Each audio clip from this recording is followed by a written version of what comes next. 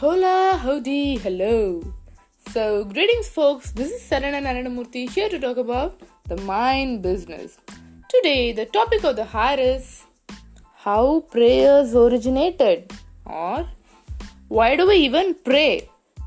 Okay, so now many of you might come out with a long list of answers saying religion, culture, God, and you're being so close to Him, you're being orthodox, and whatever.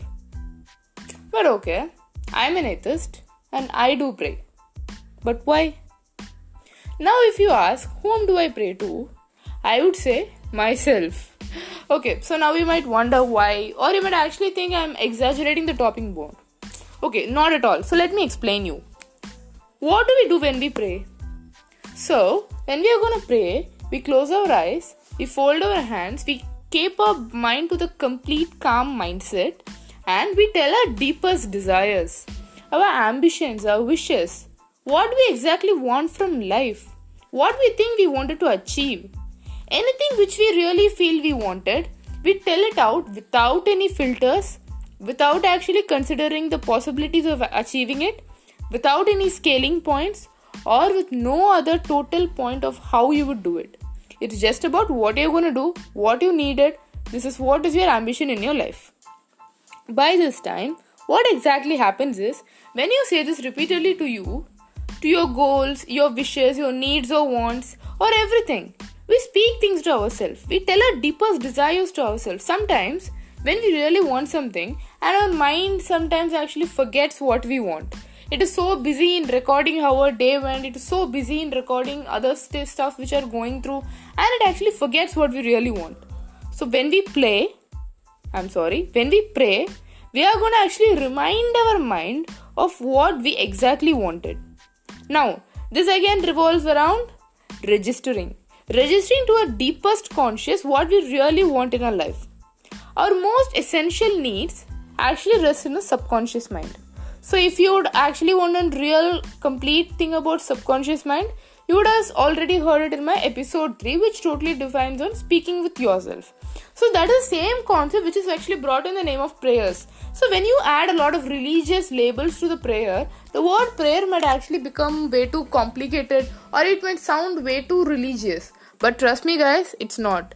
Prayer is a place where we speak to ourselves in the utmost calm state of mind. Especially even if you're an angry person, if you're so agitated, if you're so depressed, or if you're so stressed, when you pray, you get a calm peace of mind. You get a really relaxed state of mind. But how? Have you ever noted how? That is what is called as human tendency.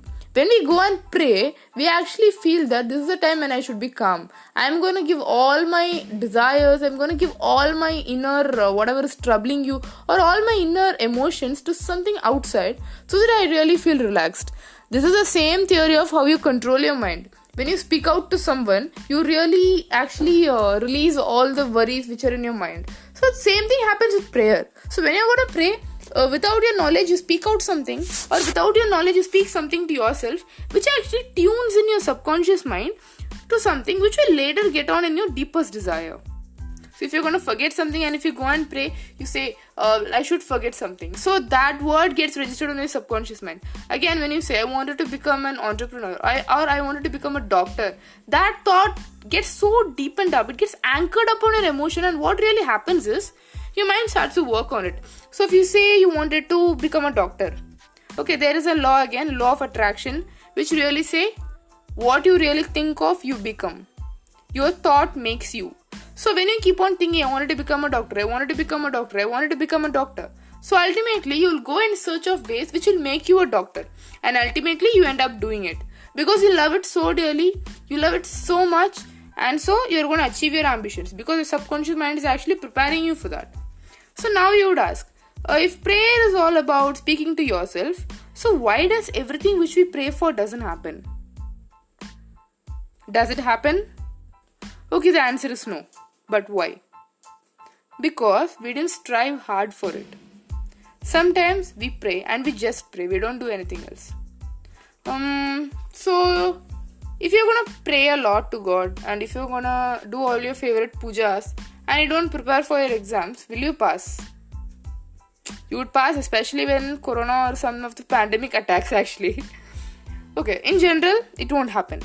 Same thing with life. When you pray for something, when you just keep on saying something to your mind and you don't act on it, your mind isn't a magical machine. It only controls you. So when you actually say something to your mind, the mind will actually put on inputs to you. It will keep putting on inputs. It won't stay dumb.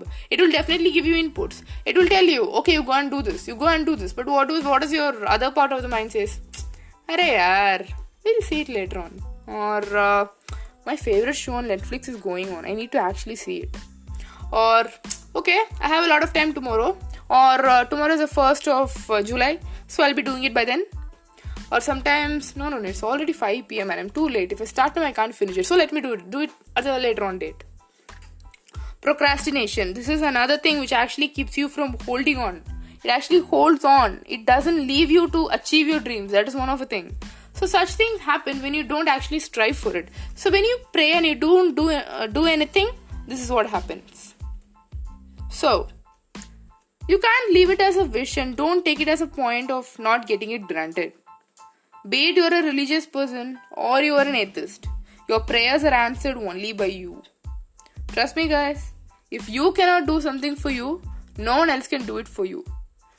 Someone can actually give you food, but you need to feed yourself. That's what actually happens every time. Life gives you tons and tons of opportunities, but we don't actually take it up in your hands. We have it straight up to our face and we don't hold it across. So when you don't hold it, it actually flies up. So if you don't do it, no one else is going to do it for you.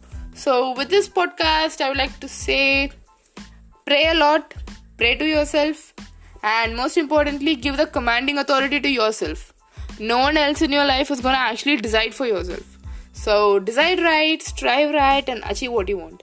So until I see you again on the next episode, bye-bye, take care, and the mind business.